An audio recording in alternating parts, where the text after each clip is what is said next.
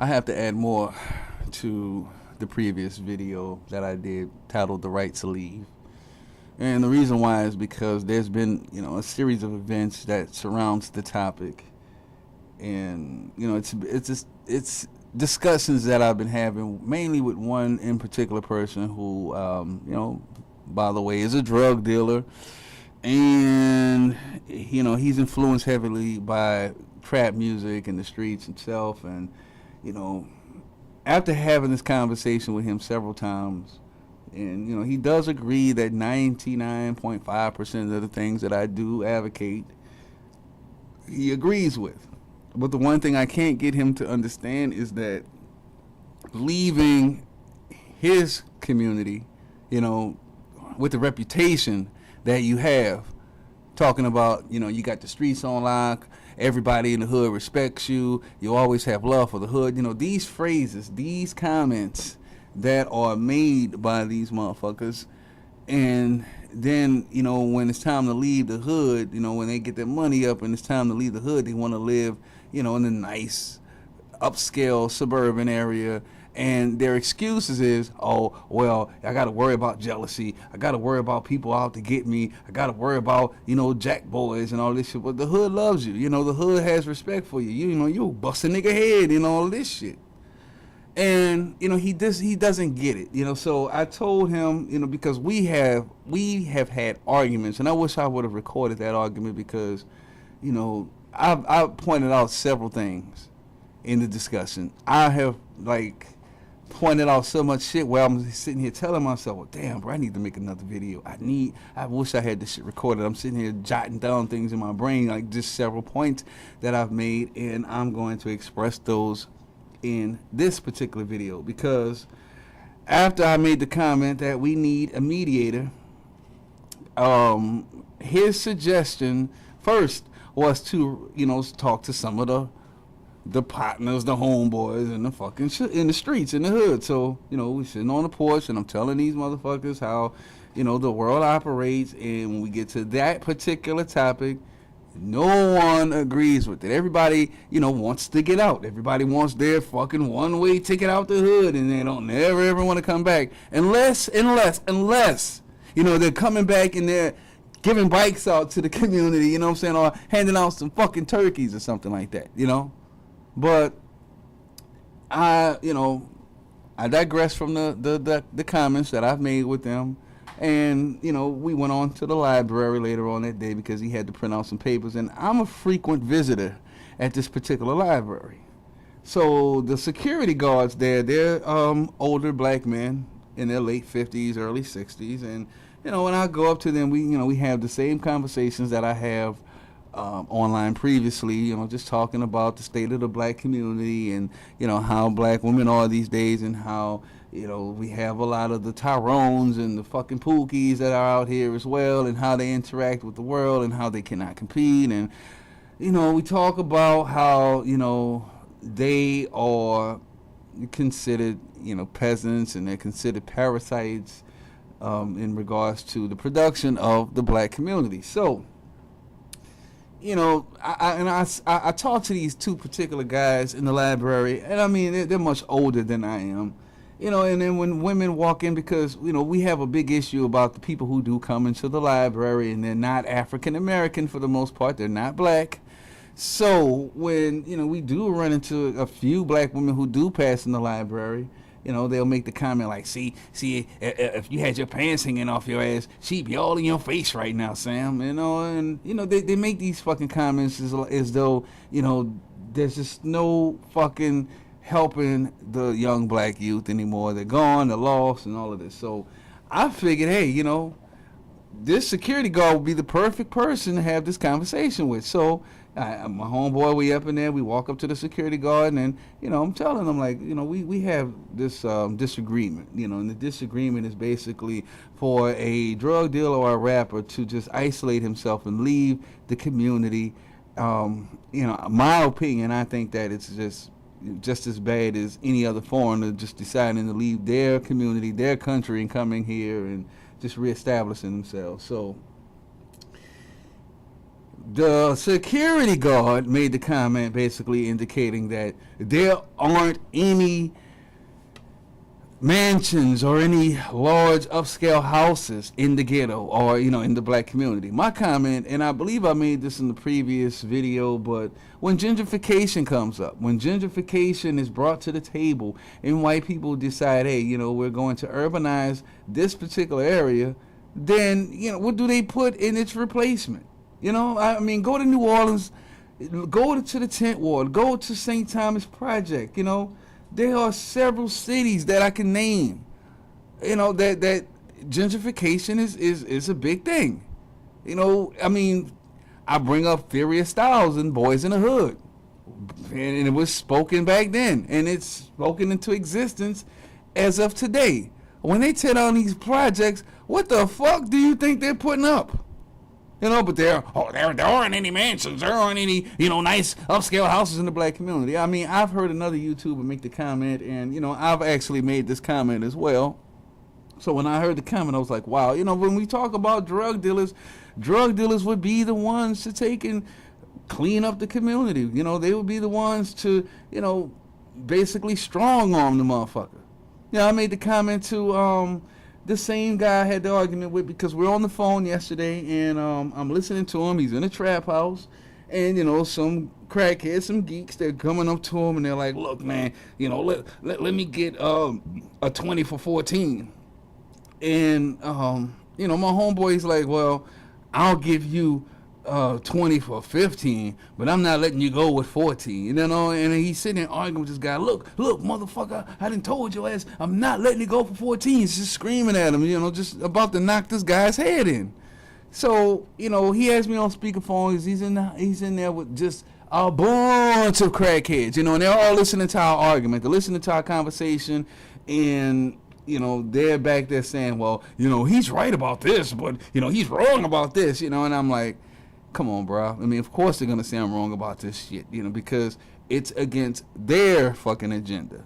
It's crack users, it's drug users. It's against their fucking agenda, but when he is, telling this guy, like, no, I'm not letting you get, a $20 rock for fucking $15, and I'm saying, See, that's the shit I'm talking about right there. And he's like, what you talking about? What you talking about? I'm like, look what you just did.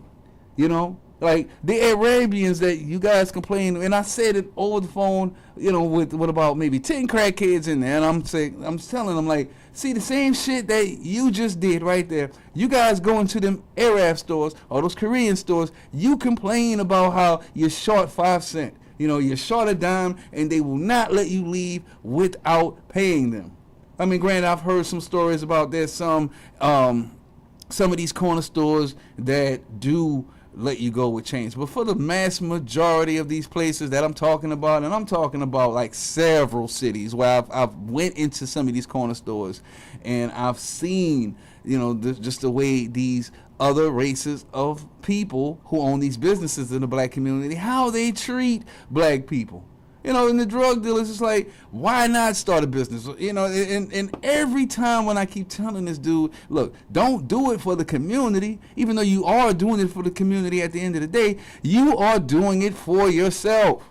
You're establishing a business in your community, you're still creating revenue. Not only that, you're setting an example, But see, these motherfuckers want to have their cake and eat it too. They want to tear the community up, and then all of a sudden it's like, fuck that, I'm taking me and my family and we're moving to a nice area, And then all of a sudden I'm the one with the problem, because they look at it as, escaping the hood. It's like, conquering the American dream and all this other shit. Just like the same comment that I told him, like, hey man, just because you move in a nice upscale area, because me and this particular guy I'm talking about, we know several drug dealers. Some of these drug dealers are big time, and they have fallen off not putting any names out there, but just a few days ago, just 3 days ago, SWAT actually entered another mutual acquaintance of ours' house, found $20,000 in drugs, found arms, found crack cocaine, found heroin in that bitch, you know.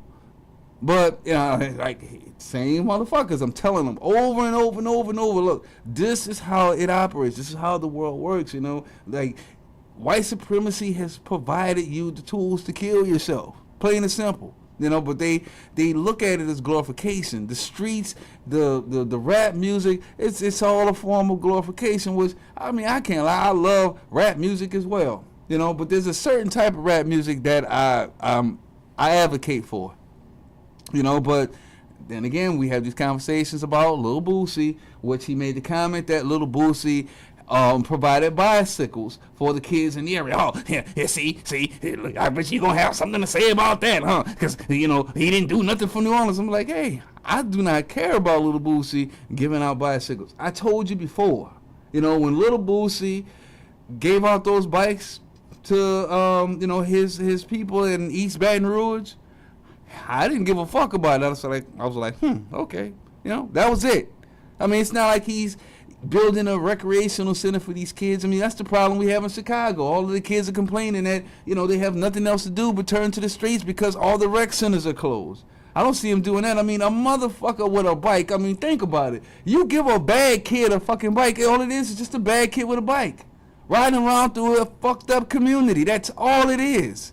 You know, like, all of a sudden, like, giving bikes is equivalent to, you know, starting your own business in the community or, you know, advocating, you know, some type of financial unity, some type of financial unison is equivalent to handing out bicycles and handing out turkeys in the black community. I mean, come the fuck on.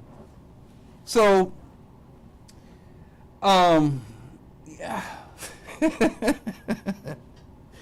I can never get anything in with these dudes. I can never get my point across because it's like sometimes they piggyback on the shit I said and they repeat the same shit I said, and I'm like, damn, maybe I'm not speaking this shit correctly because I don't diss drug dealers in regards to you know, the fact that they are entrepreneurs even though they're doing it illegally, or the fact that they do carry firearms, which they do illegally, you know. But when you try to express the legal shit to these motherfuckers, oh, I'm not going to get any legal guns, and these are the ones who have no felonies.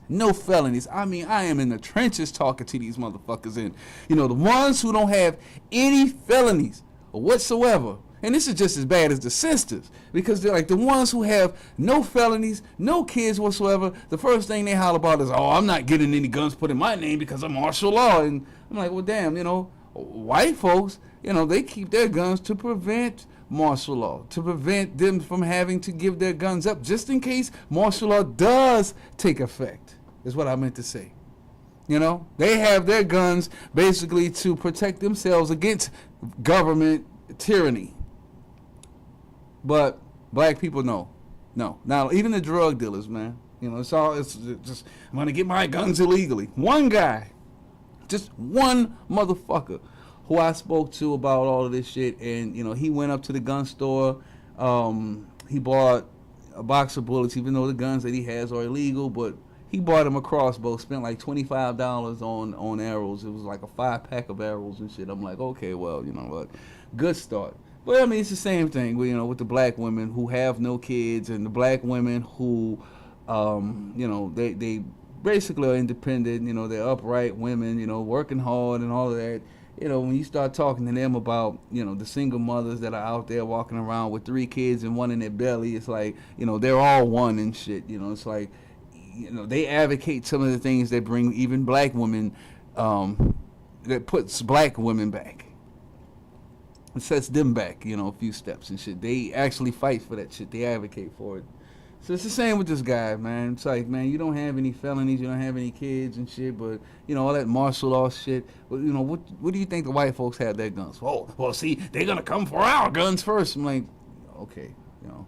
You can't tell them anything. So, you know, I, you know, leave that part alone. But, you know, when it comes down to basically strong-arming the community, I mean, come on, man. I mean, the shit that you talk about, the rap songs, because one of these guys is a rapper, and I listen to his music, and same situation. Like, you know, the hood respects me, haha. You know, I got the hood on lock, haha, fucking all the bitches, haha, you know. So, you know, and they make these comments about, you know, as my homeboy states, the Carltons and the Steve Urkels, basically, the ones who are basically labeled as educated lames.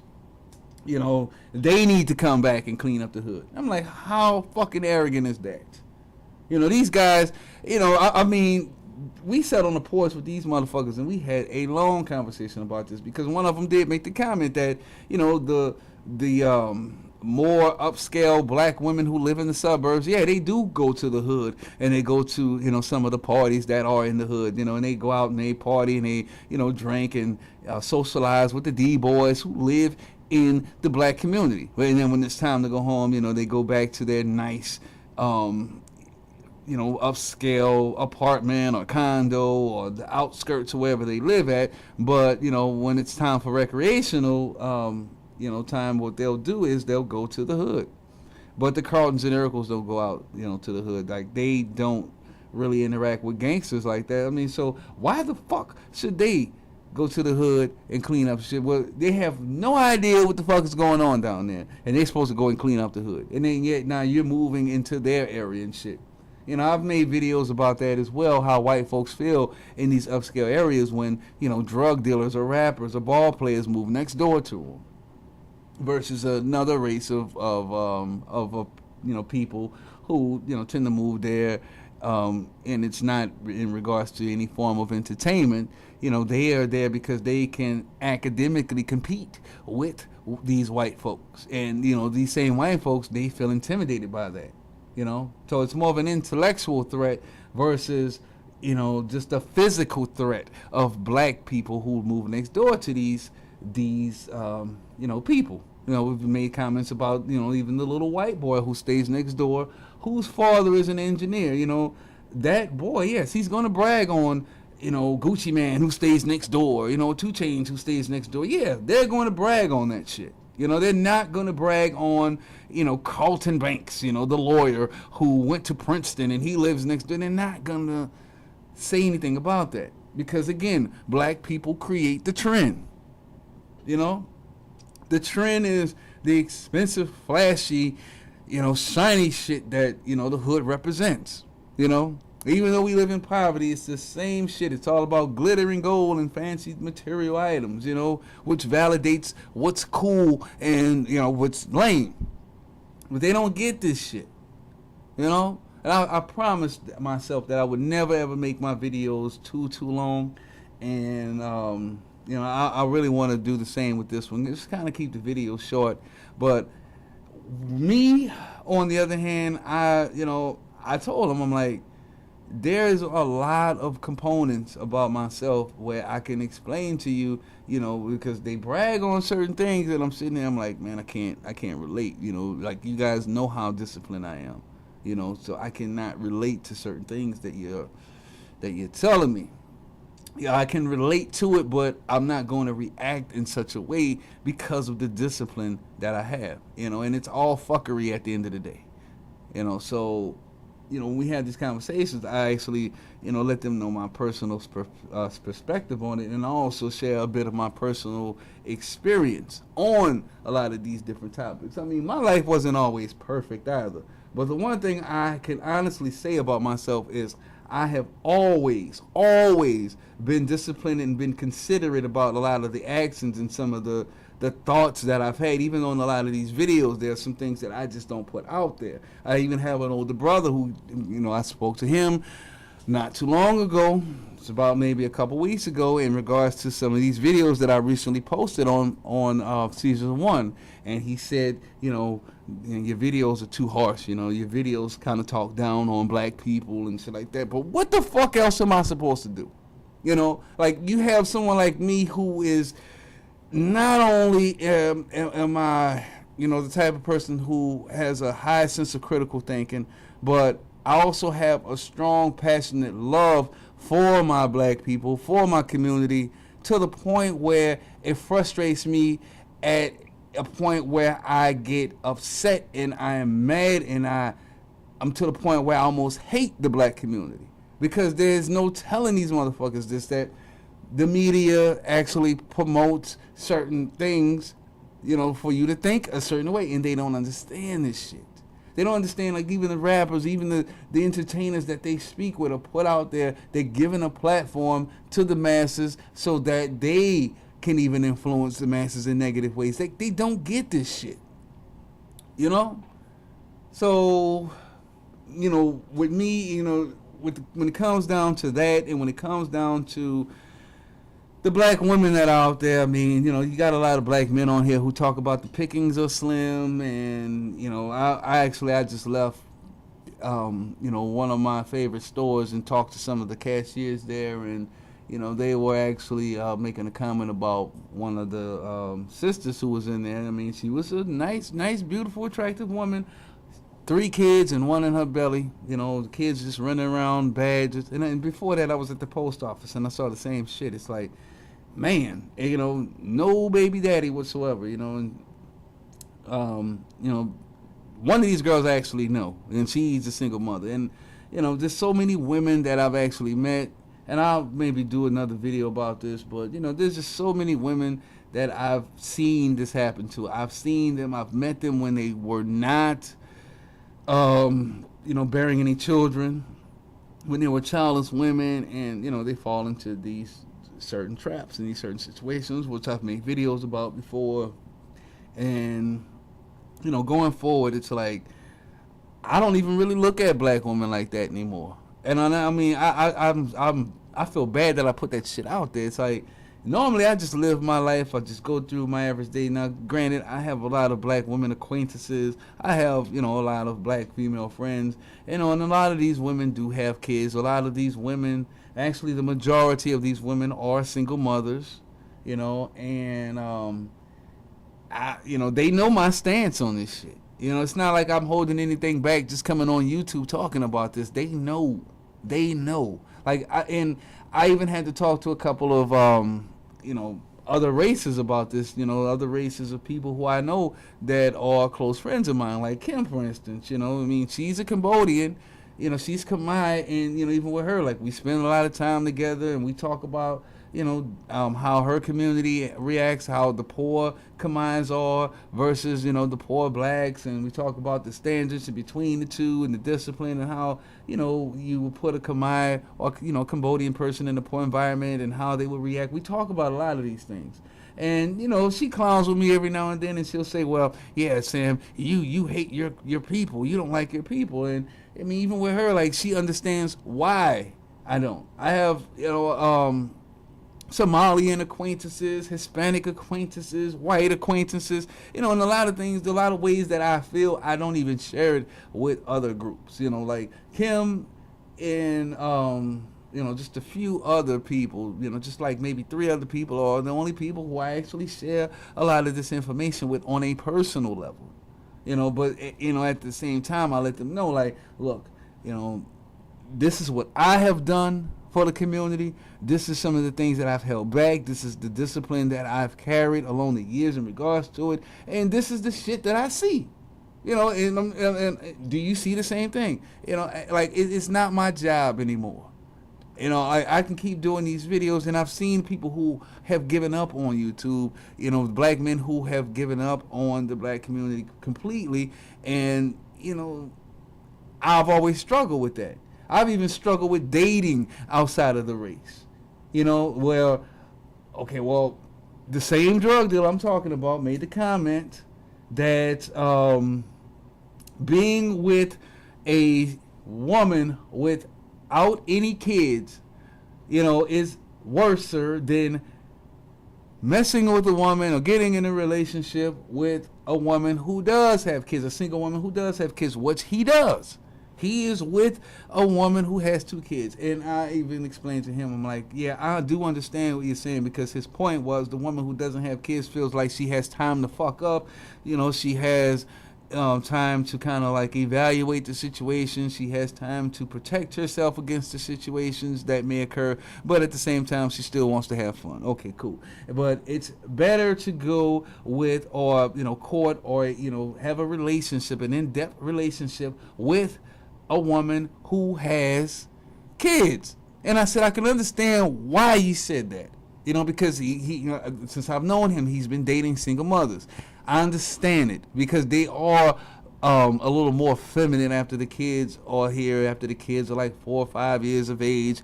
Yes, they are. They are a little more family oriented. I don't want to really say submissive, but they do cater to their men, especially if you're a childless man. Yeah, they may cater to you a little bit more because you don't have any kids, you don't have any outside resources to take and provide, to another family, or a baby mama is actually what I meant to say. And then not only that, they are the ones with the major responsibilities. They're the ones who potentially have to find a babysitter, and so they're going to kind of like smooth themselves out and calm down. Versus a woman who doesn't have those types of responsibilities. I understand, but is that all it is, bruh? Seriously, is that what it defaults to? Fuck it. Just, you as a childless man, let's go ahead and get with Shaquilla or Keisha, with 3 kids and shit, and just live happily ever after, create a family. No, I can't do it. Sorry. I would rather, and a lot of black YouTubers have said this shit, like, I would rather leave the community, but then you got the black drug dealers on the porch, like, yeah, I wouldn't mind going out to the Philippines too. I want to go to Brazil. I mean, and one of the dudes who is saying this shit, like, he has 2 daughters, and he doesn't even fucking take care of them at all. Like, the girls don't even stay with him. The baby mama is always complaining about what the fuck he doesn't do, and he wants to leave the fucking community. He wants to leave the country as well, so he can go and fuck around with other women. Like, I'm like, damn, hold up, my mom's calling me. I'll call her right back in a minute. Whew. Man, maybe I need to call her up right now, man. I think I'll do that right now. If anything else comes up, which I just kind of like lost track of thought, maybe I need to go ahead and just put pause on this video. I think I'll do that just a moment. What was I saying? Sorry about that. I was on the phone with my mom and my little 9-year-old niece on FaceTime. But yeah, just going back to, the fact that I love the community so much to the point where I hate it. And you gotta have, a real passion, for the type of shit that's being said by a lot of black YouTubers. You really have to have a strong sense of critical thinking skills. You have to be just a high level intellectual in order to have a feeling of like avoidance, just like, what, fuck it, I'm out of here. And then even with that being said, that love still bounces back, and it's like, well, will the hood still respect me if I'm walking around with this Asian girl on my arm? Because like I said in another video way back when, I spoke about a partner of mine, a buddy of mine who owns his own business, and his wife is Korean as well. He's a black guy, and he has 2 children. One of his kids is a young boy, and I wouldn't give him no older than 7 or 8 years of age. He runs the register at the store, and the daughter, she is in college now, receiving her master's degree. And they both kind of favor Tiger Woods, and they're cool kids. And he has, made alliances with several other people he's grown up with, in regards to the business that he has. So, he has Hispanics. He has, of course, white buddies, who works with him, who works for him. And, these are highly intellectual individuals.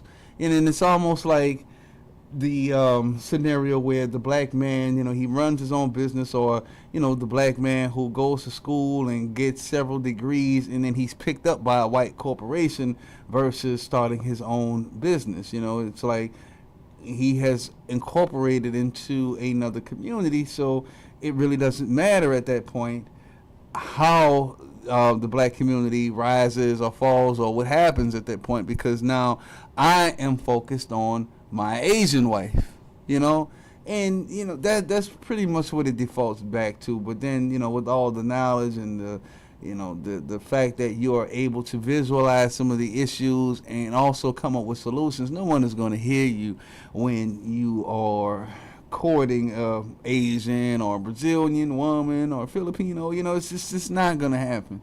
And that's the problem where I fall in. And then, I have some female friends who are biracial, who are, black and Asian. And, some of these women, they tell me, they're like, don't worry about it, Sam. What sense does it make anyway? Like, fuck it. The community is torn apart. And even with them, like, they always talk about, that other fucking side. Like, the black side, it's just, like the tip of the iceberg, but, when it comes down to, this one girl, she's Japanese and African American. She looks at the black community for what it is, and, even with her, like, she prides herself on her community, on her Japanese side, Sorry, man, I had a brain fart just a minute ago. But it all goes back to just the fact that there are a lot of discrepancies in the hood, and these motherfuckers just don't see it.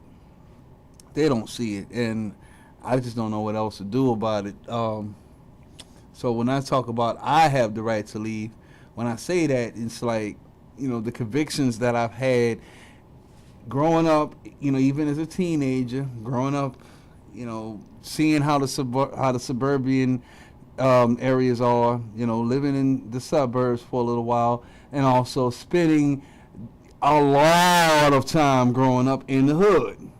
My mom actually stayed in the suburbs for 4 years before, we had to move back to the hood, But, during that time, she did have a nice upscale 2-story house.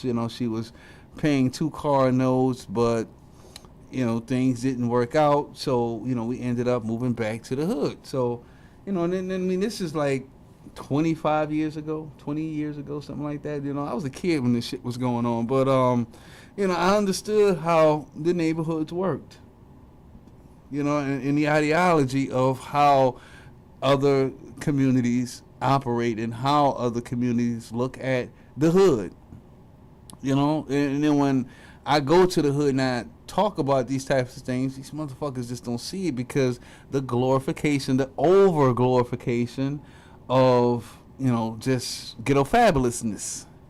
So, with that being said, I mean, it's like, damn, between the black women and the black men, it's like, fuck it. Then you got the old black men that's out here, talking this shit about, well, there aren't any nice upscale houses in the black community, And then, the same guy who's telling me this shit, he's looking at these young females, these guys like in his mid to late 50s and shit. And every woman who walks past us, young women, I'm talking about between the ages of 20 and 23 even, he's like looking, oh, look at that ass, And then on top of that, like, we having this conversation with a guy who's going to work as a security guard at a public library wearing a fucking clip-on tie.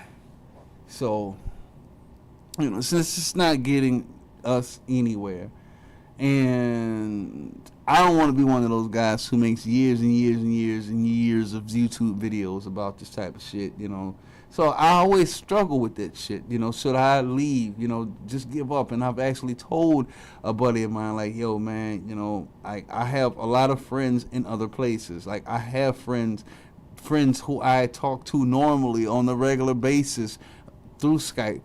We talk live on, we have FaceTime on various, communication apps. We talk on, Viber and, just other different apps, constantly overnight, sometimes even on Facebook with women overseas, who I've actually seen and visited and spoke to in person, like, I can go on and on and on about women in the Philippines, women in Brazil, women even in Canada, man, that I have like gotten very, very close to over the years and shit. Some of these women stay in Dubai. They've moved from other areas. They've moved from Indonesia, from Singapore from the Philippines, they've moved to, Dubai. They making plans to come here to America to come and hang out, and I have other options. But then again, like even with them, like I have these conversations about their views, even on America, and some of the women, when they make these comments about just how America is, it's like, well, damn, I can see why a lot of other countries dislike America, and I can also see why a lot of other communities and countries do want to come to America. But then, you have the whole issue about civil rights and, the benefits that other races have received during civil rights. And it just frustrates me as a black man. It really does. So, I'm stuck in this cusp. I'm stuck in this cusp where it's like, well, damn, every time when I see black women, like even today, I was in the post office and there was this loud black woman behind me, just going off the fact that, she wasn't able to get her mail processed because of the box that it was in, and the box had another company on it, and she had to scratch out she's just going off, and I'm like, the rules are the rules. Like, the rules are even on the fucking wall. And, she's just arguing with these people for about 10, 20 minutes about the shit. And then right behind her is another black woman who comes in, and she has badass kids just running around, flipping boxes over, fucking up forms and shit like that. And I'm like, man, it's tiny, it's small, but, with me, I can see all the other white people turning around, looking back, disgusted. I can see, other older black men just turning around, looking with the face of embarrassment, and, I'm stuck in this shit. I'm like, damn. And, these women, they think that it's okay. Like, even today in this other store that I went into, the woman is pregnant and she has 3 other kids, and I can tell that these kids are hers because they look like her. They got the big almond eyes, and she was a attractive woman. If she didn't have that big pot belly, that big pregnant belly on her, yeah, she would definitely be an attractive woman. But I know her, and she doesn't. Her baby father is just isn't there. And I'm like, well, damn, you knew this since the fucking first kid. Why are you pregnant again? And I supposed to take and come and play cleanup man because now she's more of a lady because she has these kids and she realized the fuckery and the mistakes that she has, and I supposed to come and clean that shit up. Is not fair. It's hard for black men like me, man. So that's why I decided, that it may be a good idea to just say fuck it and leave. And I've seen a couple other YouTubers. I've actually talked to a couple of black YouTubers about this shit previously, and I've been in that cusp like for a long time. I even know black women right now where I can see it happening. I did the video last, well, actually the whole thing is not even on the video, but I did a beat actually, and I did this song, and I talk about this one particular girl. Actually, the first verse is on Sam's beat part 1. And if you go and listen to me rapping on that verse, I actually talk about how I met this one particular female when I worked for this exclusive bank. And, I met her in the parking lot, and I described her, and I, talk about where she was from, and I talk about, the conversation that she and I had. But this is when I met her when she didn't have any kids. And then all of a sudden, like, we grew apart, and then when I ran into her again, she is a single mother now, and it was just hard to fathom. It was like, God damn. And I know a couple of other females that are out there. I know a couple of women right now who are, strongly independent. They're going to school and they're working part-time jobs even, and I wish them the best. It's like, damn, one particular girl I know, like, I am, like, deeply proud of her, because I got to see her, in action. I know she's a hard worker, and then, she finally got to a point where she's comfortable now, and then now all of a sudden it's like she's fucking around with the wrong type of niggas because she's influenced by that street life music. And I mean, like I said, I don't have any problem with it, but why can't black women operate like how the white folks do? Oh yeah, this is the new trend. Oh shit, oh, this song is hot. And then when it's time to get back to the money, they get back, So they don't do it, and they end up influenced by the wrong type of guys. And then next thing you know, they end up pregnant, and they, you hear them, you see them on Facebook, and they're constantly talking about, niggas ain't shit, and they're talking about how they're doing it all by themselves, and they just talk about just the fact that this particular guy didn't treat him right. And maybe these guys are telling them lies and shit like that. Maybe they're giving them false dreams, and just filling their heads up with cookies. But my whole complaint about that is why when it comes to me, black women, why when it comes to me, it's like I get drilled about, are you a Christian? Do you have any kids? Do you have a college degree? I get drilled, and these niggas don't. You know what I'm saying? And I don't appreciate it. And that's why, for the most part, I'm not even heard about this shit. It's like, I passed that stage where, it doesn't affect me, where the point was like, God damn, I feel insulted. It's like, I know where I stand. I know you can't get over with that shit with me, and I just give up, And I've seen women make YouTube videos talking about, don't give up on black men, don't give up black men, don't give up on our black women. And you're gonna have some guys who are not gonna give up on you. You're gonna have a lot of the Hotep guys, a lot of those Scorpion from Power Ranger, Black Israelite motherfuckers. They're not gonna give up on you. A lot of the the ones who believe in the original man, and we're all from the motherland, original Africa, and the pyramids, and the Eye of Horus. All of those guys, they're not gonna give up on you. But then you have to look at what they have to offer, which is like little to nothing, and they're not gonna give up on you. The street thugs are not gonna give up on you, but the ones who you need on your side, like, they're dwindling away. And I mean, I'm not saying that I am the most profound black man out there, but when it comes down to, avoiding, just the whole concept of Christianity, and, just the fact that we need to take accountability on ourselves, and, just the fact that I think that black people should have more in the community than just a black church. And the fact that, we as black Americans in Christianity, which I'm not, I don't really consider myself an avid Christian, but, just the fact that black people in Christianity do not operate like black Muslims are, and specifically the Nation of Islam, we don't operate like those type of people. There's a problem. And I see these things. And, other women who I speak to, and, black men, they do not see these things. And I can't sit back and waste my breath out here. I can't do it.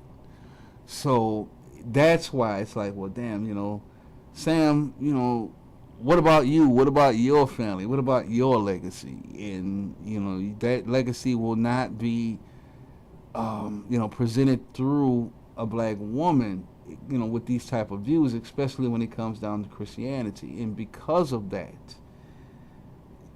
means that, you come out better dating outside of the race, and then with that being said, you got to give all of this other shit up, so when I say I have the right to leave, that's what it really sums down to.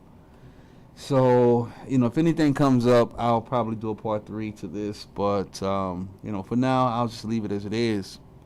You guys be cool. Sam. Peace. Oh, I forgot what I wanted to say before. I was a little distracted with the phone call with my mother and my niece. So, on the porch, talking with these guys. And one guy, he gave his definition of the American dream. And basically his ideology about the American dream is, making it as far as having a house on a hill or a house off a beach somewhere with a yacht.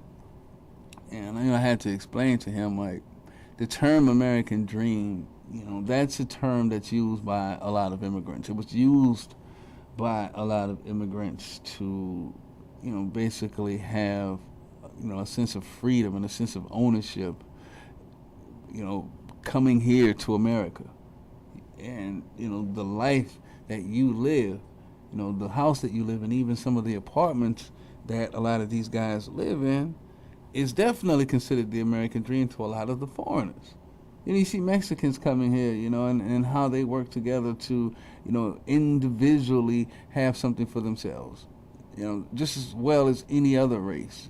And, they grow from there. But, just the fact that other races can go into the neighborhoods that black people reside and establish a business, and yet the drug dealers, they get upset when someone takes over their turf, someone has a better, rock than that particular crack dealer, or, one person has a trap house and there's more people going to that trap house, or this person's catching all the sales because, he's riding around catching all of the sales, and the other drug dealers aren't getting any phone calls. Those drug dealers are going to feel some kind of way.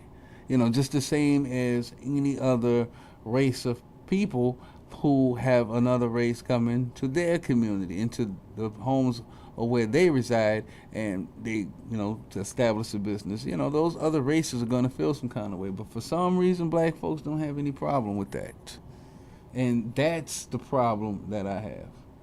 With a lot of the drug dealers. Like, as far as talking about escape, like I said, earlier, you talk about, you got the hood on lock, everything is this, everything is that, and and I just kept bringing that shit back to them on the conversation. Like, look, man, you guys dominate the fucking hood. If you dominate the hood, why the fuck are you leaving?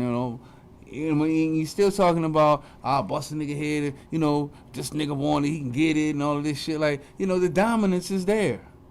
We know several, like, one of my partners out there, I told him, I'm like, man, we know several Arabs, several Pakistanis who got bats behind their counters, ready to bust somebody's head in if they try something, and will never take any shorts inside of their store. But when it comes down to the drug dealers, you want to operate and be an entrepreneur, but at the same time, it's like, there's still force when it comes down to it illegally, but, there's no aspiration, nothing at all, no drive, no force whatsoever to have a legitimate business and strong arm it that way. I mean, these are the same guys who complaining about how, black people don't want to spend no money, black businesses in the hood, because, right on the porch, one of the houses where, where a lot of these guys hang out, there is a black business, and it's open every day. They sell used furniture, and, I can understand, like, in that aspect where, you don't really want to go and buy used furniture. Some of the furniture, some of the things they sell is nice. They have antique furniture in there as well. And then, right next door to it, or, just right outside, there's a food truck. There's a black food truck that sells, like, fish and burgers and shit like that, So I was sitting across the porch, and I'm looking at this, and I'm like, man, this is incredible. This is all right, And I'm like, man, I ain't going over that. The crackhead's like, man, they fish plates is all right. Yeah, they fish plates is good. You know what I'm saying? So, I'm sorry. I was just like, they're telling me about the fish plates and shit. You know what I'm saying? I'm like, all right, yeah, man, that's what's up, man. I might have to go and, fuck with them, go and try it out. So I'm looking at some of the furniture that they have outside. And then at the end of the business day, what they did was they, took all of the furniture, put it back inside of the, their little storefront, and, they put the gates on the business and, on the building, and, they hopped in their trucks and drove off, and I was like, man, I'm going to go in there and shop around one day, go in there and at least see if there's anything that I would like, I might see something that I might want to put on my mantle or some shit, so, but they're starting. And, it's not a drug dealer business or anything like that. It's just a family-oriented business, Guy who actually works for the motor company here. He works for Honda, and he saved up his money, he and his wife, and they decided to start a business in the city in which they once lived. They don't live in the city, but they have a business there. And I said, well, that's all right. When I found out that story, I said, okay, well, yeah, that's you know I can see why they don't want to live in the hood, but at least they have started a business in the hood, and that's a good start, because at least they're setting the example, which hopefully would inspire a lot of other people to do it as well. I mean, right down the street, I mean, literally minutes away from this particular business, there's a black theater. It hasn't been open for years, but the neighborhood definitely has potential, but nobody wants to do the footwork. And when those white folks come in and they clean up house and they start gentrifying shit, then all of a sudden everybody's feeling fucking booty hurt. So, get it together while it's there. There's no way. Like, I told them, like, you keep complaining. And one of them gave me this book, and I'll probably review the book maybe on another video. But and I forget the guy's name. I'll have to definitely get the book. But I skimmed through it, and just some of the things, because one of the guys went inside. He was like, "Man, yeah, bro. I got this shit from the library," because the library is close by. Everybody goes to this one particular library. They keep up. They have pretty nice books up in there. The library is like, right around the corner from everybody. So, he gets this book from the library, and looking at the cover of the book, there's a gun on the cover, and I mean, the guy is just basically talking about problem after problem after problem, and he's telling me that, man, this is the same shit that you be talking about, So he was naming some of the problems, like but it's not in depth. It's not anything that's just like deeply discussed, and there are points that are brought up. We have to go to the nucleus. We have to really get to the problem, like, in depth, like what caused this, and there's several levels to this shit. So he's talking about we live in a hood just like this and like this, and police brutality, single mothers, this, and there's just no solution. Actually, there is a solution. You know what this guy's solution was? Read. His solution was read. And I'll have to definitely get this guy's name, but the book, I'd say the book had about maybe 200 pages. I'm probably giving him more than that, but it wasn't really a thick book. But the book, just like he said at the end, he says, like, my problem to get through the frustration of basically the the unproductivity and the discrepancies of the black community. The best way that I can get through all of this is to what? To read. And I was like, wow. Like, I need to take and write me a book. Yeah, that's the first thing I was thinking in my head. Like, damn, maybe I need to write me a motherfucking book. And then I'm looking at the back of his book, and they said he was on a panel with CNN, and he was on New York Times at one point, and I was like, wow, okay, CNN, I mean, that pretty much explains it, but I fall back on that one, but this video's been long enough. Sorry about that. I mean, I can go on and on, but yeah, this video's been long enough, so it's official now. You guys be cool. Sam. Peace.